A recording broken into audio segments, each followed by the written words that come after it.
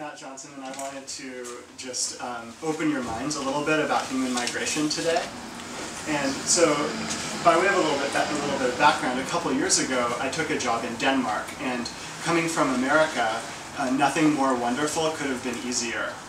My boss at the time in Denmark just said, no problem. Denmark has this temporary worker program where you just get on a plane and show up here and get the tourist visa stamped in your passport. You can start working. I'll start paying you, and then 3 months from now, if we want to continue it and we want to stay, then we can just roll it over into a long-term work visa.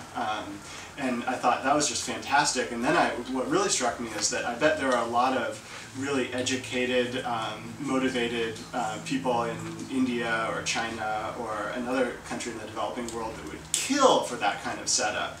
And what's more, even my college friends who are foreign students in college in the United States would have killed for that kind of setup. But unfortunately, I'm one of the lucky ones, and if you're from a developing country, it's just not that easy at all, and usually it's a lot more complex. And I wanted to ask you guys a question. How many of you in the room are first-generation immigrants yourselves? So there's a few of you, and then how many more of you are second-generation immigrants? Your parents came. And then, so that's, maybe 7 in total. And then let's step it back one last generation. How many of you are third-generation immigrants, or second, or first? So that's probably over 50% of the whole room is a first, second, or third-generation immigrant. And turns out that in the United States, this is a pretty representative group. All of the United States, 50% of people are either first, second, or third-generation immigrants. And when you think about it, that means that you are people who, or 50% of people have this real concrete blood in your lifetime connection to the immigration event. And odds are it was probably pretty important in either your life or your family's history. And we're not actually even just a nation of immigrants. We're just really a world of immigrants. There are 250 million people in the whole world who have some sort of pending immigration status. There aren't just a lot of immigrants, but like I mentioned before, odds are it was super important in your family history. And it might even be the most important event that you can think of that you remember that happened in your family's history. And just by way of example, I picked out 3 people who I know personally, it could be that your story is that your family got out of an Afghan refugee camp and made it in the 80s and made it to California, and now you're a lawyer at a top drawer firm in the Bay Area. And if it's amazing to imagine just the opportunities and the possibilities that you and your family have that are different and more and greater and better, and the security that you have here rather than there. And similarly, maybe your family had to leave Pakistan with nothing in 1947 at partition, but you managed to make it to Singapore and just start up an import-export business, trading things, and because you had more opportunities, then you had children and they grew up and you could send them to Ivy League schools, and you could afford to buy a car in Singapore where a Subaru Forester costs $90,000. And that's an unbelievable journey from here to there, and it's just sort of one event that made that possible, and it's the immigration event itself. And just for one last example that's pretty obvious, imagine your grandparents immigrated from Europe to Israel in the 1930s. That would be an enormously important and meaningful event in your family history. But I also wanted to just place migration within the larger arc of human history. And if you think about trying to come up with one image or one diagram that represents all of human history, it's probably pretty difficult to think of an image that's more representative than this one. Or something like this, and you've probably all seen something like this. It's a map of the spread of prehistoric humans, or the Homo sapiens, the species, from Africa out throughout the world. But the amazing thing is that this diagram is just as relevant today as it is in prehistory.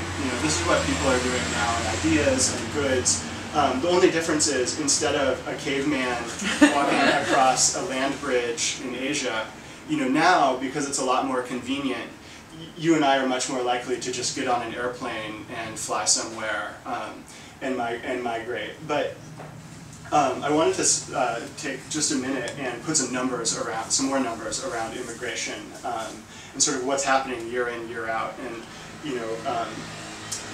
basically every year there's 600,000 people who immigrate to the sort of top 5 core English-speaking countries in the world. That's the US, the UK, Canada, Australia, New Zealand, and that's like the whole population of San Francisco. Every year, a family deciding to take the biggest step of their lives and put everything on the line and risk everything they have for a better life for themselves and their children every year. And it's not just a lot of people doing something important, but it's really expensive too. Better off immigrants will typically pay a lawyer $15,000 or more to, for example, help them buy the right condominium in Vancouver so they can get permanent residency in Canada. But one thing that is pretty shocking is that even much poorer people will pay a lawyer or even a shady consultant $5,000 or more, which they don't have, and they'll borrow very heavily from their families and their communities. Sometimes to get good advice and help, and sometimes just to be outright defrauded, because immigration is so important. That totally doesn't include all the ancillary costs of picking up sticks and moving to a new place, which are enormous. And so just in terms of professional services fees alone for just some people going to a few countries, it's billions of dollars every year. And I'm purposely left out of my examples the most dramatic stories of people who are more desperate, who pay traffickers to hide them in a shipping container bound for the United States, or find them a spot on a leaky boat crossing from Morocco to Spain that's more likely than not to sink, killing everyone aboard, because it's just so important to people. Like, there's so much possibility that you get with immigration. And so basically, immigration is really important, but why else is it really expensive besides just that it's really important? Well, it's a really complex process that's very confusing and incredibly high stakes. If you screw it up, particularly in the United States the first time, and you sort of get the wrong visa at first, or you think that maybe I'd like to come to the United States and try the United States out, and then I'll maybe try and convert and stay. No, you can be banned for life very easily if you don't dot all the I's and cross all the T's just right. And so basically what I want to do is to talk about a little bit more about the economics of immigration. And basically, I'm taking you back to your sort of Econ 101 class, and you might have seen this equation for economic output. It's just capital times labor. And today it's pretty clear that capital is very efficient and very sophisticated and very liquid. And it's actually not really that much of a stretch to think that if the equation is capital times labor, then sort of the free flow of capital around the world to new ideas and new people and new places has really been the largest driver of economic growth in the last 100 years, if not a much longer period than that. But the story really looks a lot different if you look at the other term, the labor term. Immigration is still enormously frictionful. And if you talk to anyone who has personal experience with immigration, then they're liable to say that it's just a broken process.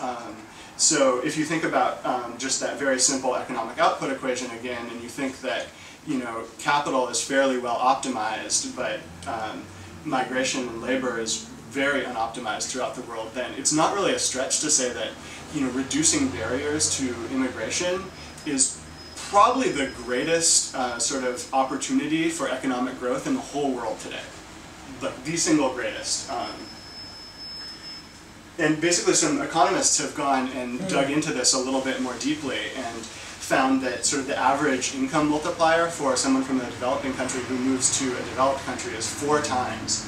And that multiplier only goes up with more education. So if you're someone with an advanced degree from India who comes to the US, you may be multiplying your income by like 6 or 7 or 8 times. But even if you're a casual laborer from Guatemala who comes to the US, you're multiplying your income by 3 or 4 times. And so just to sort of put a hard number around that, 4x, and just give you a little bit, place that in context, just immigration from Mexico to the United States generates an excess $140 billion in income for the world. The world is creating that much more, and I think just to editorialize a little bit as a side note, sort of immigration and migration policies, not just in the U.S. but in other developed countries as well, are one of the few really explicit levers that policymakers have. The president often will say, like, I'm going to create a lot of jobs, but there isn't really a lever to pull that does that magically. But immigration you can, and it's very clear and very well established that migration creates more income. So if you want more income and more economic activity, there's something that you can do. You don't have to take that option, but you really can. It's very clear that immigration is great for immigrants and provides lots more. Just having that opportunity provides lots more opportunity, and it's also very clear that net migration creates an enormous amount of sort of economic output in excess of what happened before. But what if in the developed world you and I were really, really selfish and we didn't really care about that? Well, it turns out that our population and the populations of all the developed world countries are aging pretty rapidly, and that means that we're all living longer, and at the same time not only are we living longer, but we're also retiring earlier. So that means that more and more people are dropping out of the workforce, and the problem is we're not having enough children to replace those workers and pay the Social Security taxes, to pay for Social Security, Medicare, et cetera, et cetera. But so the issue is, where might there be just a ton more really educated, really motivated people who would love to come and contribute? Well, all over the world, it turns out, and they're already trying really hard and paying good money. And what's more is that there's a ton of these people that are already foreign students in universities in the developed world, in either undergraduate or graduate, and a lot of these people, not all of them, would love to stay on. And I just found this picture because it looked a lot like a lot of my friends in college, and I thought that was funny. A lot of them would like nothing more than to build on the careers and the sort of social networks that they've begun to build in university and stay on and just keep building those careers and contributing to the developed world countries. But the problem is, today we make it really difficult to stay often, especially if you maybe have a gap between you graduate and you get a job. That's a no-no, that's real tough.